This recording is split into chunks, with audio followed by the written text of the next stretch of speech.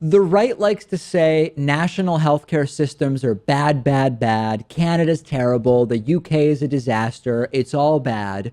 All in defense of this immoral, for profit, employer connected healthcare system that we have in the United States.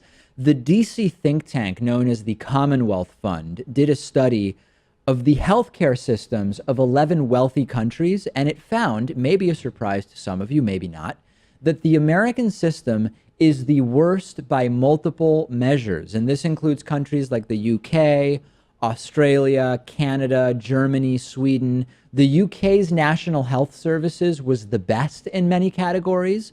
The 5 categories evaluated were access to care, equality of access for people of different incomes, administrative efficiency, how well the care process works, and how good the health outcomes are.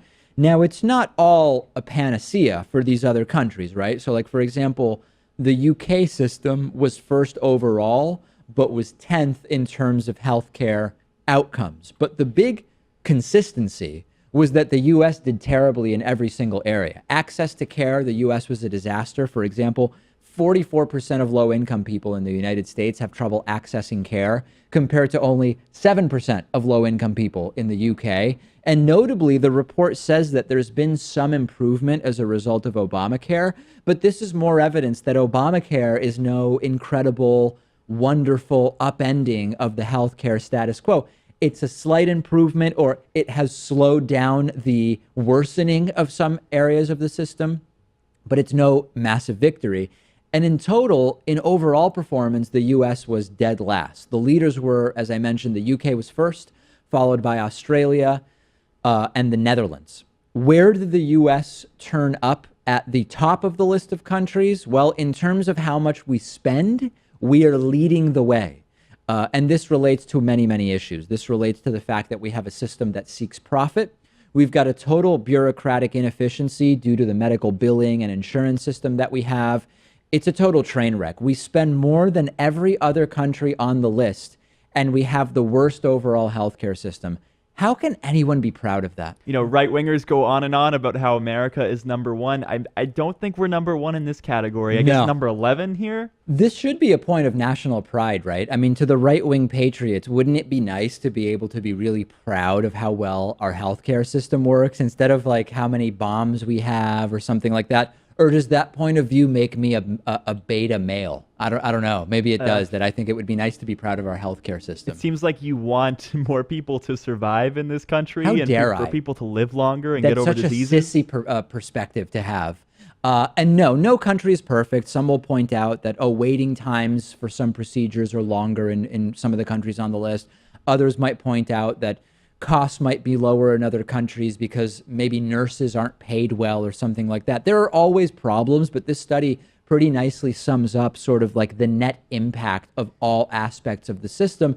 And it's just absolutely vile and disgusting. And I want to remind you, I've said this before, there is something called HR 676 out there. HR 676 is a House proposal called the Expanded and Improved Medicare for All Act. And it basically is single payer healthcare, not in a literal sense. What it actually would do is take the Medicare system we have, which has done a better job of holding costs not as high. Lower might be a bit of a stretch, but from going as high. It's a system that works quite well in many ways. The idea would be to expand Medicare to everybody. This has been proposed a number of times by House Democrats. It basically never has a shot at going anywhere, but it is there. It is there, and a lot of people don't know about it, and you can go to whoismyrepresentative.com, figure out who does represent you in both the Senate and the House. Start making calls, send faxes, do whatever you want. I mean, it seems like whenever we talk about overhauling the healthcare system, you're going to have legislation that's hundreds of pages long.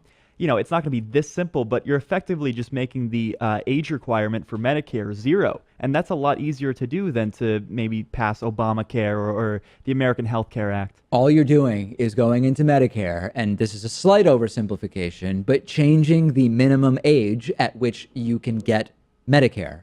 It is a very interesting proposal that is completely dead in the water, unfortunately. But still, HR 676, just talk about it. Call your representatives about it.